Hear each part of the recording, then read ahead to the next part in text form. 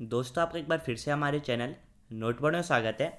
आज की जो वीडियो है, इस वीडियो में हम आपके लिए सोशोलॉजी के मोस्ट इंपॉर्टेंट क्वेश्चंस लेकर आए हैं, जो आपका कल टर्म 2 का एग्ज़ाम है उसके लिए मोस्ट इंपॉर्टेंट है। ठीक है, तो आप ये पूरी वीडियो एंड तक देखिएगा। जितने भी हम आपके लिए क्वेश्चंस लेकर आए हैं, सिलेक्टेड क्वेश्चंस है, ठीक है, और उस आंसर के साथ लेकर आए हैं। ठीक है, तो पूरी वीडियो एंड तक देखिएगा और कोई भी क्वेश्चन जो है मिस मत कीजिएगा। ठीक है, सबसे पहला क्वेश्चन है, सामाजिक परिवर्तन से आप क्या समझते हैं। हमने जो सरल पॉइंट्स जो हैं, बिल्कुल आसान पॉइंट्स में जो सबके आंसर लिख रखे हैं, ताकि आप समझ भी सके और याद करने में भी आपको आसानी हो। और ये जो पीडीएफ है, अगर आप कमेंट करते हैं तो मैं आपको इसका जो लिंक है वो डिस्क्रिप्शन बॉक्स में दे दूंगा। ठीक है, वहाँ से जाके डाउनलोड कर सकते हैं। तो पहला क्वेश्चन क्या है, सामाजिक परिवर्तन से आप क्या समझते हैं। इसका उत्तर देख लीजिए। तो सामाजिक परिवर्तन जो है एक लगातार चलने वाली प्रक्रिया है। सामाजिक परिवर्तन समय समय से होने वाला परिवर्तन है। सामाजिक संस्थाएं, संबंध, प्रक्रिया, व्यवस्था का स्वरूप एवं आधार बदल जाता है। ठीक है, सामाजिक परिवर्तन में जो है सामाजिक संस्थाएं हैं, संबंध हैं, प्रक्रिया है, या फिर जो व्यवस्था का स्वरूप है और आधार है वो बदल जाता है। ठीक है, सेकंड क्वेश्चन, उद विकास से आप क्या समझते हैं। उद विकास सिद्धांत किसने दिया था। तो उद विकास से क्या तात्पर्य है कि समाज में वो परिवर्तन जो सरल से जटिल की ओर जाता है, ठीक है, वो उद विकास कहलाता है। तो समाज में जो परिवर्तन हुआ है, जो सरलता से सीधे जटिलता की तरफ जाता है, वो उद विकास कहलाता है। और ये उद विकास का जो सिद्धांत था वो चार्ल्स डार्विन ने दिया था। ठीक है, नेक्स्ट क्वेश्चन वही है कि चार्ल्स डार्विन का जो उद विकास सिद्धांत था उसको बताइए क्या होता है। तो चार्ल्स डार्विन का जो उद विकास का सिद्धांत था उसके कुछ पॉइंट्स देख लीजिए। तो ये जो सिद्धांत था, इसके अनुसार मनुष्य जो है उसको स्वयं को जो है प्रकृति के हिसाब से ढाल लेना चाहिए। दूसरा पॉइंट क्या है, इस सिद्धांत में बताया गया कि मनुष्य के पहले के जो मनुष्य थे वो सरल जिंदगी जीते थे। ठीक है, और क्या पॉइंट है कि जब पूर्ण रूप से डार्विन ने योग्यतम की उत्तरजीविता प्रतिपादित किया, जिसमें निहित था कि वही व्यक्ति जीवित रह सकता है जो कि प्रकृति से खुद को ढाल ले। ठीक है, जो चार्ल्स डार्विन की एक बहुत फेमस जो है बुक, ठीक है, योग्यतम की उत्तरजीविता, जिसको इंग्लिश में कहते हैं सर्वाइवल फॉर द फिटेस्ट, यानी कि वही व्यक्ति जो है जीवित रह सकता है जो कि प्रकृति के हिसाब से स्वयं को ढाल ले, यानी जैसे जैसे प्रकृति में चेंज आ रहे वो भी अपने आप को उसी के अकॉर्डिंग जो है चेंज कर ले। ठीक है, तो ये भी आपको पता होना चाहिए, योग्यतम की उत्तरजीविता, यह है बुक का नाम। ठीक है, क्वेश्चन 4 क्या है, नगरीकरण को परिभाषित कीजिए। तो नगरीकरण से तात्पर्य क्या है, ग्रामीण जनसंख्या का शहर था, नगरों की ओर रोजगार के लिए पलायन करना ही नगरीकरण कहते हैं। ठीक है, तो ग्रामीण जनसंख्या है उसका शहर या फिर नगरों की ओर रोजगार के लिए पलायन करना, यानी काम की तलाश में जो गांव के लोग हैं उनका शहर की तरफ जाना, नगरों की तरफ जाना या पलायन करना, उसको ही क्या कहते हैं, नगरीकरण कहते हैं। ठीक है, नेक्स्ट क्वेश्चन, ग्रामीण तथा नगरीय समुदाय में अंतर बताइए। अंतर बताना है तो गांव का जो आकार या फिर बोल सकते हैं क्षेत्रफल जो है वो कम होता है, नगर का जो आकार और क्षेत्रफल है वो ज़्यादा होता है। गांव की जो जनसंख्या है वो भी कम होती है, लेकिन नगर की जो जनसंख्या है वो ज़्यादा होती है। क्यों, क्योंकि वहाँ पे रोज़गार ज़्यादा है, तो लोग वहाँ जाते हैं ज़्यादा ताकि उन्हें काम मिल सके, जिससे वहाँ की जनसंख्या ज़्यादा होती है।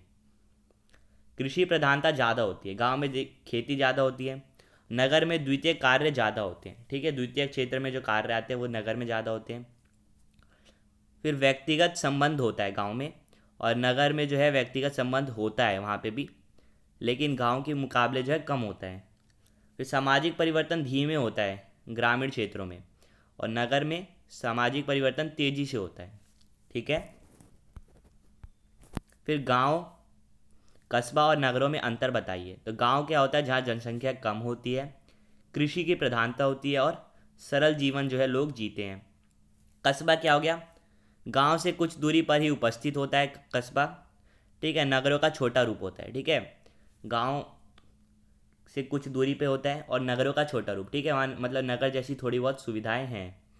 फिर नगर क्या होता है, नगरों की जो जनसंख्या है वो ज़्यादा होती है, और यहाँ पे जो है द्वितीय क्षेत्र की क्रियाएं होती हैं। ठीक है, जिसमें विनिर्माण ये सब आता है, ठीक है। फैक्ट्रियाँ ज़्यादातर उद्योग नगरों में ही हैं इसीलिए। फिर क्वेश्चन 7 है, मार्क्स की विश्व प्रसिद्ध पुस्तक कौन सी है और कब प्रकाशित हुई? तो कार्ल मार्क्स जो थे उनकी विश्व प्रसिद्ध पुस्तक है दास कैपिटल, और ये सन 1867 में प्रकाशित हुई, ठीक है। फिर नेक्स्ट क्वेश्चन, अलगाव का सिद्धांत क्या है? पूंजीवादी समाज में ऐसे प्रक्रिया जिसके अंतर्गत मनुष्य प्रकृति से व अन्य मनुष्य से स्वयं को दूर महसूस करते हैं उसे अलगाव का सिद्धांत कहते हैं, जिसको कार्ल मार्क्स ने दिया था। तो अलगाव का जो सिद्धांत था वो कार्ल मार्क्स ने दिया था। ये एक ऐसी प्रक्रिया है, किसमें? पूंजीवादी जो समाज है उसमें एक ऐसी प्रक्रिया है जिसमें जो मनुष्य है प्रकृति से और जो बाकी लोग हैं उनसे स्वयं को दूर महसूस करते हैं, ठीक है। इसीलिए दूर महसूस करते हैं या फिर अलग महसूस करते हैं, इसीलिए इसका जो नाम है वो भी है अलगाव का सिद्धांत, ठीक है। और ये कार्ल मार्क्स ने दिया था, ये आपको याद रखना है। फिर क्वेश्चन 9, सर्वहारा वर्ग किसे कहते हैं? पूंजीवाद के जन्म और उद्योगीय विकास के साथ किसानों की दशा उजड़ गई और सर्वहारा वर्ग पैदा हुआ। यह एक ऐसा वर्गीय पहलू बन गई जो कि उत्पादन के सभी साधन से वंचित थे। तो सर्वहारा वर्ग वो वर्ग था जो कि उत्पादन के जो भी साधन है उनसे वंचित थे, ठीक है। जब पूंजीवाद का जन्म हुआ और उद्योगों का विकास हुआ उसके साथ साथ जो है किसानों की जो दशा है और उजड़ गई, और वो किस वर्ग में बदल गए? सर्वहारा वर्ग में बदल गए, ठीक है। सर्वहारा वर्ग जो है उसका जन्म हुआ, ठीक है। और ये जो वर्ग रहता है वो उत्पादन के सभी जो साधन है उनसे वंचित था। फिर क्वेश्चन 10, फ्रांस की क्रांति के कुछ पहलू स्पष्ट करें। तो पहला, फ्रांस की क्रांति जो है 1789 से 1799 तक हुई। दूसरा, समाज 3 वर्गों में विभाजित हो गया। पहला था पादरी वर्ग, दूसरा कुलीन वर्ग और तीसरा जनसाधारण जो आम जनता थी। तीसरा, धर्म के नाम पर जनता से कर वसूला जाता था। और चौथा पॉइंट, स्वतंत्रता और समानता इसका नारा बने, ठीक है। तो फ्रांस की जो क्रांति थी उसके नारे थे स्वतंत्रता और समानता, ठीक है। क्वेश्चन 11, मार्क्स को अंतर्राष्ट्रीय सर्वहारा का शिक्षक क्यों कहा जाता है? इसका आंसर देख लीजिए। समस्त संसार के श्रमिक और क्रांतिकारी आंदोलन मार्क्स प्रभावशाली विचारों से प्रभावित हुए हैं, इसलिए उन्हें अंतर्राष्ट्रीय सर्वहारा का महान शिक्षक कहा जाता है।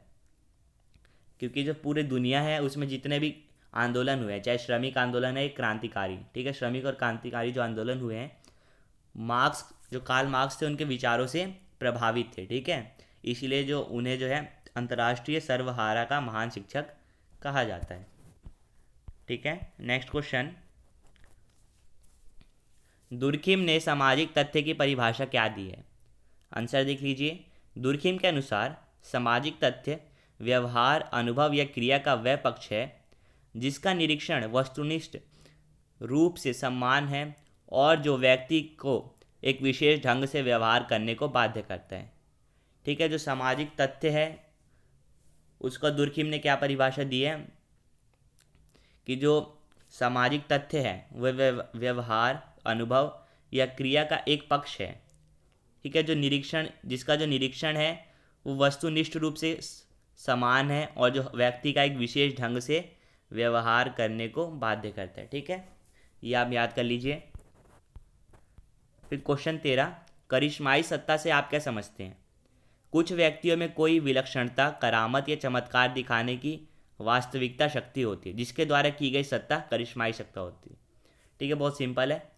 कुछ जो लोग हैं उनमें करामत, चमत्कार या जिसको आप विलक्षण कहते हैं, ठीक है, कुछ ऐसे गुण होते हैं और जिसको दिखाने की जो है वास्तविकता शक्ति होती है, ठीक है। असली में वैसी शक्ति होती है कुछ लोगों के पास, और वो जो जब सत्ता करते हैं तो उसे करिश्माई सत्ता कहते हैं, ठीक है।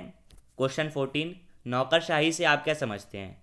तो नौकरशाही एक प्रकार का संस्तरणात्मक संगठन होता है जिसका उद्देश्य बड़े पैमाने पर प्रशासनिक कार्यों को चलाने के काम में लिया जाता है, ठीक है। इसका उद्देश्य क्या है कि जो प्रशासनिक कार्य हैं उनको बड़े पैमाने पर चलाया जाए। 15वां प्रश्न, परंपरागत सत्ता से आप क्या समझते हैं? यह सत्ता पुरानी प्रथाओं के नियमों और विश्वासों पर आधारित है। नाम से ही पता चला परंपरागत, यानी कि पुराने जो नियम हैं और जो प्रथाएं हैं पुरानी जो प्रथाएं थी उनके जो नियम हैं और वो जो विश्वास करते थे उस पर आधारित है। यह इस विश्वास पर आधारित है कि कुछ अनादिकाल से चला आ रहा है। ठीक है, अब हमारे जो कुछ क्वेश्चंस हैं मैंने बुक में से लिए हैं। ठीक है, एक ये क्वेश्चन आ सकता है कि जाति और प्रजाति पर धुर्रे के विचार क्या थे। पहला पॉइंट क्या है, हर्बर्ट रीजले के अनुसार मनुष्य का विभाजन उसकी शारीरिक विशेषताओं को ध्यान में रखते हुए, जैसे खोपड़ी की चौड़ाई, नाक की लंबाई अथवा कपाल का भार आदि। ठीक है, तो हर्बर्ट रीजले थे, उनके अनुसार जो मनुष्य का विभाजन है, डिवीज़न है, उनकी शारीरिक जो विशेषताएं हैं उसको ध्यान में रखते हुए होता है। यह मान्यता थी कि भारत विभिन्न प्रजातियों के अध्ययन की एक प्रयोगशाला था, क्योंकि जातीय अंतर्विवाह निषिद्ध था। फिर सामान्य रूप से उच्च जातियां भारतीय प्रजाति की विशेषताओं से मिलती हैं। और चौथा पॉइंट क्या है, यह सुझाव दिया कि रिजले का तर्क व्यापक रूप से केवल उत्तरी भारत के लिए ही सही है, भारत के अन्य भागों में अंतर समूहों की विभिन्नताएं व्यापक नहीं है। ठीक है, तो जो ये तर्क दिया था रिजले ने, ठीक है, वो ऐसा माना गया कि केवल उत्तर भारत के लिए सही है, बाकी जो भाग हैं उनमें जो समूह के अंदर जो विभिन्नताएं हैं वो व्यापक नहीं है। ठीक है, इसका एक और पॉइंट रह गया, वो आप देख लीजिए। अतः प्रजातीय शुद्धता केवल उत्तर भारत में ही बची हुई थी, क्योंकि वहाँ अंतर्विवाह निषिद्ध था। शेष भारत में अंतर्विवाह का प्रचलन उन वर्गों में हुआ जो प्रजातीय स्तर पर वैसे ही भिन्न थे। ठीक है, तो ये किस क्वेश्चन का आंसर था कि जो जाति और प्रजाति पर धुर्रे के क्या विचार थे। ठीक है, नेक्स्ट क्वेश्चन देखते हैं। परंपरा एवं परिवर्तन पर डीपी मुखर्जी के विचार। ठीक है, ये क्वेश्चन इस तरीके का सैम्पल पेपर में भी आया था, इंपॉर्टेंट है। ठीक है, 6 मार्क्स या 4 मार्क्स में आ सकता है। तो परंपरा पर क्या विचार थे, डीपी मुखर्जी का मानना था कि भारत की सामाजिक व्यवस्था ही उसका निर्णायक लक्षण है और इसीलिए यह आवश्यक है कि सामाजिक परंपरा का अध्ययन हो। ठीक है, दूसरा पॉइंट, मुखर्जी का अध्ययन केवल भूतकाल तक ही सीमित नहीं था, बल्कि वह परिवर्तन को संवेदनशील से भी जुड़ा हुआ था। ठीक है, तीसरा, जीवंत परंपरा, परंपरा जिसने अपने आप को भूतकाल से जोड़ने के साथ ही साथ वर्तमान के अनुरूप भी ढाला है और इस प्रकार समय के साथ अपने आप को विकसित करे, वो जीवंत परंपरा है। ठीक है, ये परंपरा पर जो है डीपी मुखर्जी के विचार हैं। फिर चौथा पॉइंट क्या है, तर्क दिया कि भारतीय संस्कृति व्यक्तिवादी नहीं है, इसकी दिशा समूह, संप्रदाय तथा जाति के क्रियाकलापों द्वारा निर्धारित होते हैं। यानी जो भारतीय संस्कृति है किसी व्यक्ति विशेष के द्वारा जो है निर्धारित नहीं होती, इसकी जो दिशा है वो समूह, संप्रदाय या जिसको हम सोसाइटी कहते हैं, जाति कहते हैं, उसके जो काम है, उसकी जो क्रियाकलाप है उसके द्वारा निर्धारित होती है। और इनके अनुसार परंपरा शब्द का जो मूल अर्थ है, परंपरा की मजबूत जड़ें भूतकाल में होती हैं और उन्हें कहानियों तथा मिथकों द्वारा कहकर और सुनकर जीवित रखा जाता है। ठीक है, जो परंपरा है वो भूतकाल में होती है और उनको किस तरीके से जीवित रखा जाता है, कहानियों के द्वारा। ठीक है, कहानियों को कहकर और सुनकर। ये तो थे परंपरा पर डीपी मुखर्जी के विचार। अब परिवर्तन पर क्या विचार थे उनके, वो देख लीजिए। उनके अनुसार देख लीजिए, परिवर्तन के 3 सिद्धांत, श्रुति, स्मृति तथा अनुभव, क्रांतिकारी सिद्धांत है। दूसरा पॉइंट क्या है, भारतीय समाज में परिवर्तन का सर्वप्रथम सिद्धांत सामान्यीकृत अनुभव अथवा सामूहिक अनुभव था। ठीक है, और भी पॉइंट्स है मैं आपको दिखाता हूँ। डीपी मुखर्जी के अनुसार भारतीय संदर्भ में बुद्धि विचार परिवर्तन के लिए प्रभावशाली शक्ति नहीं है, बल्कि अनुभव और प्रेम परिवर्तन के उत्कृष्ट कारक हैं। और लास्ट पॉइंट, संघर्ष तथा विद्रोह सामूहिक अनुभवों के आधार पर कार्य करते हैं। परंपरा का लचीलापन इसका ध्यान रखता है कि संघर्ष का दबाव परंपराओं को बिना तोड़े उसमें परिवर्तन लाए। तो ये जो थे कुछ विचार ये आपको याद करने हैं कि डीपी मुखर्जी जो थे उनका परंपरा और परिवर्तन पर किस तरीके के विचार थे। ठीक है, ये इंपॉर्टेंट क्वेश्चन है। फिर राज्य पर AR देसाई के क्या विचार थे। ठीक है, कल्याणकारी जो राज्य है उसकी विशेषताएं उसमें बताई गई हैं। तो कल्याणकारी राज्य एक सकारात्मक राज्य होता है। कल्याणकारी राज्य केवल न्यूनतम कार्य ही नहीं करता जो कानून तथा व्यवस्था को बनाए रखने के लिए आवश्यक होते हैं।